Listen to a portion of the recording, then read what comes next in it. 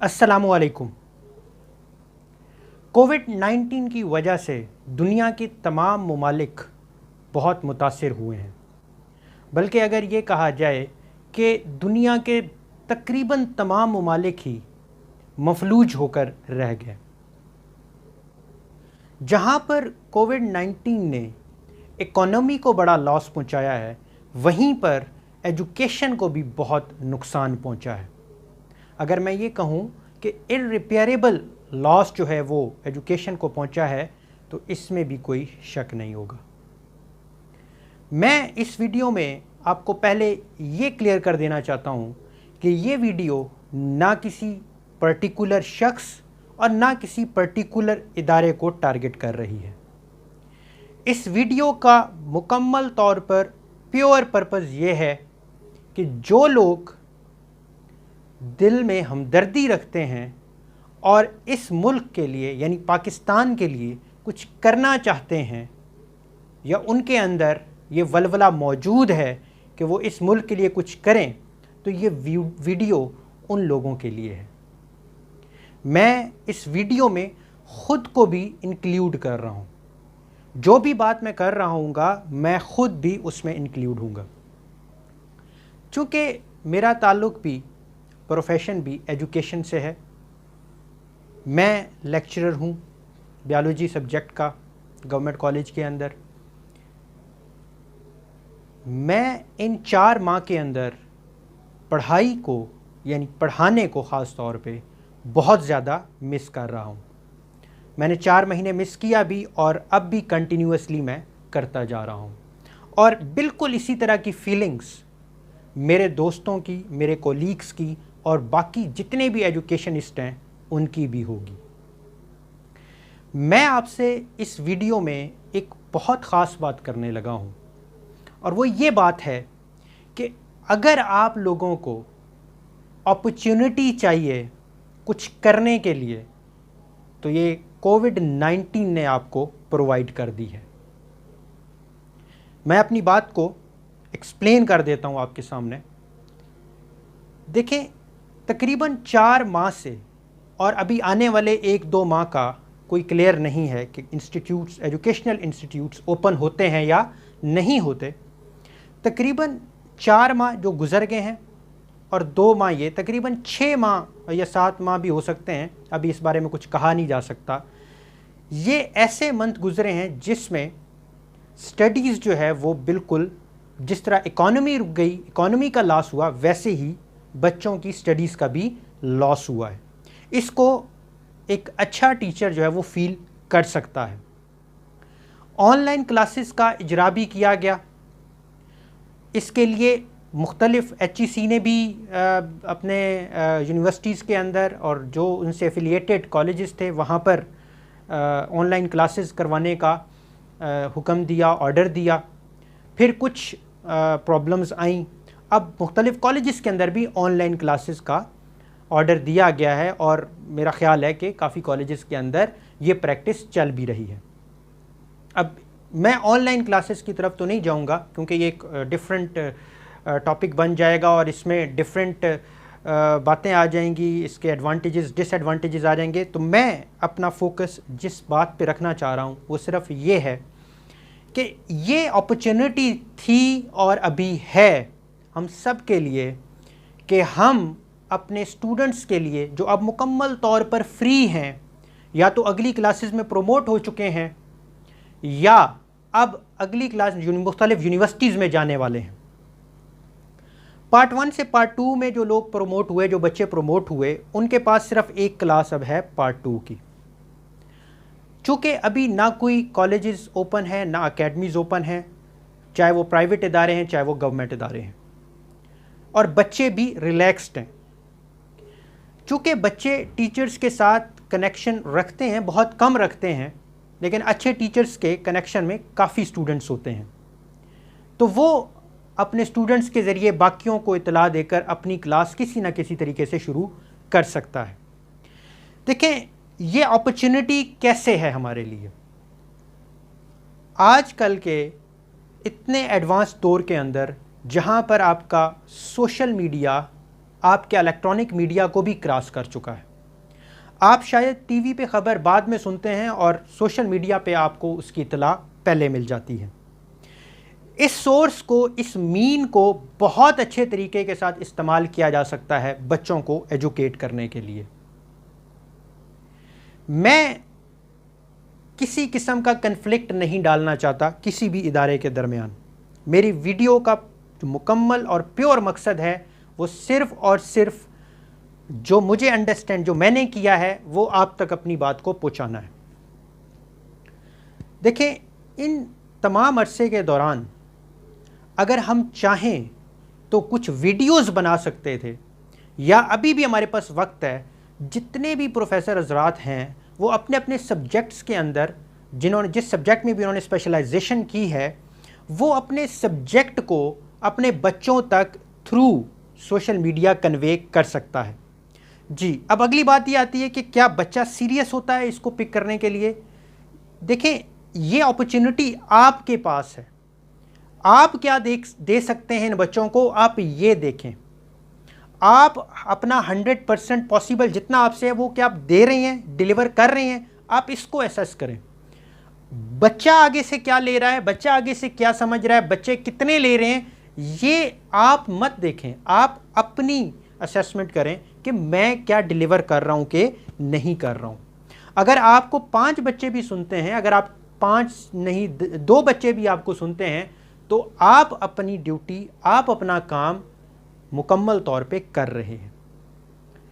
देखिए, ये ऑब्जेक्शन हम लगाते हैं कि प्राइवेट कॉलेजेस में और एकेडमीज़ में बच्चे जाते हैं। ये मैं एक कन्फ्लिक्ट पाया जाता है 2 इदारों में, गवर्नमेंट में और प्राइवेट में, कि गवर्नमेंट वाले ये ऑब्जेक्शन डालते हैं कि जी हम बच्चों को क्या पढ़ाएं, या बच्चों की ज़्यादा तवज्जो हमारे पास कब रहती है, वो तो एकेडमीज़ की तरफ उनका ध्यान ज़्यादा है, या प्राइवेट कॉलेजेस में बच्चे पढ़ने के ख्वाहिशमंद होते हैं।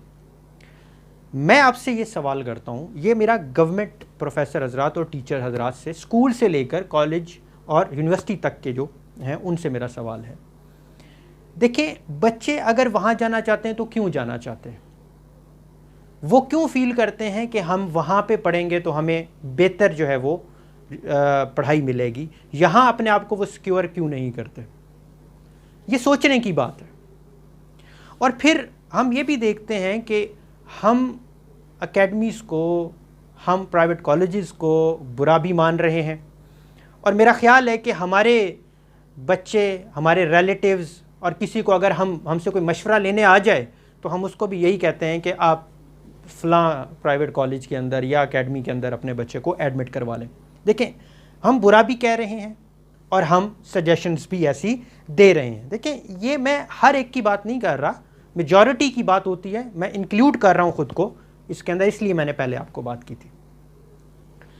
तो अगर आप ये चाहते हैं कि वो बच्चा प्राइवेट कॉलेज में ना जाए, एकेडमीज़ में ना जाए, तो ऑब्वियसली हमें अपने रवैयों में तब्दीली लेकर आनी पड़ेगी। हमें उनको सिक्योर करना पड़ेगा, हमें उनको वो शफ़क़त देनी पड़ेगी जो हमने अपने बच्चों को देते हैं। उन बच्चों को भी हमें ये शफ़क़त या मोहब्बत देनी पड़ेगी, उनको भी उसी तरह बर्दाश्त करना पड़ेगा जिस तरह हम अपने बच्चों को बर्दाश्त करते हैं।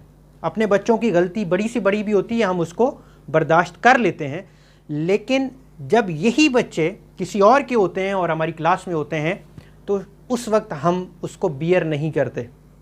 उस टाइम पे भी हमें रूहानी बाप के तौर पर ही उसके साथ शफ़क़त का रवैया जो है वो बरतना चाहिए।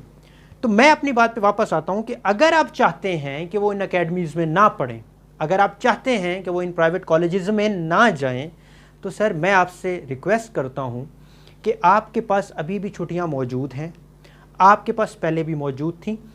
आप अपने सब्जेक्ट के अंदर लेक्चर्स बनाएं और उन लेक्चर्स को किसी भी सोशल मीडिया के मीन के थ्रू उसको अपलोड करें, और जो बच्चे आपके कांटेक्ट में हैं उनको आप बताएं, या जो आपके कांटेक्ट में हैं उनसे कहें कि आगे वो जिनके कांटेक्ट में हैं उनको बताएं, और इस तरीके से अपनी जो खिदमात हैं वो इन बच्चों तक पहुंचाएं। इससे देखें, एक जो मीडियोकर सा बच्चा होता है, या मैं पढ़ाई के लिहाज से नहीं कह रहा, मैं फाइनेंस के लिहाज से कह रहा हूँ कि अगर कोई बच्चा वीक होता है, फाइनेंशियली वीक होता है, उसकी फैमिली वीक होती है, तो वो बेचारा एकेडमी से अफोर्ड नहीं कर सकता, बट फिर भी वो जाने की कोशिश करता है। तो अगर आप इतने अच्छे प्रोफेसर्स दोनों किस्म के इंस्टीट्यूट्स में मौजूद हैं, प्राइवेट में भी मौजूद हैं, गवर्नमेंट में भी मौजूद हैं, तो अगर आप अपने सब्जेक्ट के ऊपर अगर चैप्टर वाइज, टॉपिक वाइज आप ये लेक्चर बनाते हैं और इन लेक्चर्स को आप अपलोड करते हैं और फिर बच्चों को कन्वे करते हैं, तो मेरा नहीं ख्याल कि बच्चों को उसके बाद फिर किसी और गाइडेंस की ज़रूरत होगी। एक तो वो जो वीडियो होगी वो रिकॉर्डेड होगी, तो वो बार बार उसको सुन के अपने कंसेप्ट को क्लियर कर सकता है। फिर हम ये ब्लेम, अगर हम ये काम नहीं कर सकते तो फिर हम ये ब्लेम भी मत करें कि बच्चे जो हैं फ़लाँ जगह बहुत जो है उनका तवज्जो ज़्यादा होती है, यहाँ उनकी तवज्जो जो है वो कम होती है। फिर हम ये ब्लेम जो है वो ना करें, यानी ब्लेम गेम जो है वो ना करें। मुझे पता है कि बहुत से ऐसे प्रोफेसर हजरात ये प्रैक्टिस कर रहे हैं, वो वीडियोस बना रहे हैं और उनकी वीडियो सोशल मीडिया के ऊपर, फेसबुक के ऊपर या यूट्यूब किसी भी तरह वो इनको अपलोड करके अपने बच्चों तक, सिर्फ अपने बच्चों तक नहीं बल्कि आम पब्लिक, जितने भी बच्चे जिस कॉलेज में भी पढ़ते हैं उन तक ये कन्वे करने की कोशिश कर रहे हैं। तो मेरी इस वीडियो को बनाने का मकसद ये है कि यू हैव एन अपॉर्चुनिटी, अगर आपके दिल में बच्चों के लिए हमदर्दी है, स्टूडेंट्स के लिए हमदर्दी है, आप चाहते हैं कि वो आगे जाकर एक अच्छी जनरेशन बने और अच्छी जनरेशन जो होती है वो मुल्क को बनाती है और संवारती है, अगर आप ये चाहते हैं तो मेहरबानी करके आप अपने सब्जेक्ट्स के लेक्चर्स बनाएं और उनको अपलोड करें और उन बच्चों तक कन्वे करें। आप देखेंगे कि एक तो आपकी रिस्पेक्ट में बहुत इजाफा होगा कि आप उन बच्चों के लिए इस हालत में भी सोच रहे हैं जबकि आप छुट्टियों में हैं। जैसे आप सोचते हैं ना कि हमारे जो बच्चे हैं इनका जो टीचर्स हैं बहुत ख्याल रखें, इनका पूछें, इनके ऊपर तवज्जो दें, तो बिल्कुल इसी तरीके से बाकी जो पेरेंट्स होते हैं वो भी ये एक्सपेक्ट कर रहे होते हैं कि हमारे बच्चे का जो टीचर है वो इतनी तवज्जो दे कि हमारा, मतलब उनको ये लगे कि जहां हमने भेजा हमारा बच्चा बहुत अच्छी जगह पर गया हुआ है। मेरी इस वीडियो में किसी टीचर को पिन पॉइंट करना नहीं, किसी इंस्टीट्यूट को पिन पॉइंट करना नहीं। हर इदारा अपनी जगह पे अपनी अफादियत रखता है, हर इदारे की अपनी अपनी खूबियाँ हैं, खामियाँ भी होती हैं, लेकिन मेरा मकसद ये है कि चाहे बच्चा कहीं भी पढ़ रहा हो उसकी एजुकेशन जो है वो मुतासिर ना हो इन दिनों के अंदर भी, और उस बच्चे के दिल से आपके लिए दुआएं निकलेंगी अगर आप इस सिचुएशन के अंदर आप अगर उन बच्चों को हेल्प आउट करते हैं। मैं आपको ये बता दूं कि ये बड़ी टैलेंटेड किस्म की कौम है, यहाँ वैरायटी ऑफ स्टूडेंट्स हैं, लेकिन मैं आपको बता दूं कि इनको अगर आप कॉन्फिडेंस देंगे, इन पर आप एतमाद करेंगे, ट्रस्ट करेंगे और इनको बोलने का मौका देंगे और इनको एक स्टेज प्रोवाइड करेंगे, तो आप देखेंगे कि ये आपको बहुत कुछ बनकर दिखाएंगे। आपको यही लोग साइंटिस्ट, इन्हीं बच्चों में से साइंटिस्ट भी नज़र आएंगे। आप अपना टीचिंग का वे, हर प्रोफेसर, हर टीचर को अपना जो पता है कि किस तरीके से टीच किया जाता है, ये कोई डिक्टेशन वाली बात नहीं है, लेकिन अगर वो दिल से पढ़ाएगा, मैं कहता हूँ कि आप बच्चों को दिल से पढ़ाएं, किताबों से मत पढ़ाएं।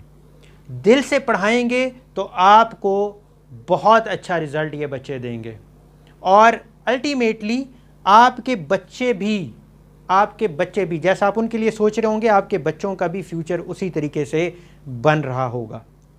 तो अगर किसी की मेरी इस वीडियो से दिल आज़ारी हो, तो मैंने पहले भी कहा था कि मेरा कोई ऐसा मकसद नहीं है, मैं अपने आप को इसमें इंक्लूड कर रहा हूँ।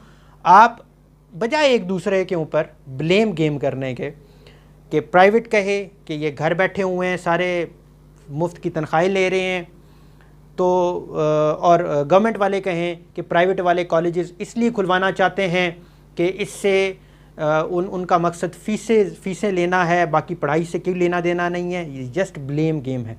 हम दोनों इंस्टीट्यूट्स के बारे में मेरा ये मानना है कि इन दोनों इंस्टीट्यूट्स का मेन मकसद है बच्चों को पढ़ाना, बच्चों को इल्म देना और चूँकि ये हमारे मुल्क के बच्चे हैं, इनमें से कोई भी आगे जाएगा, आगे बढ़ेगा, कुछ करेगा, इस मुल्क का नाम रोशन करेगा।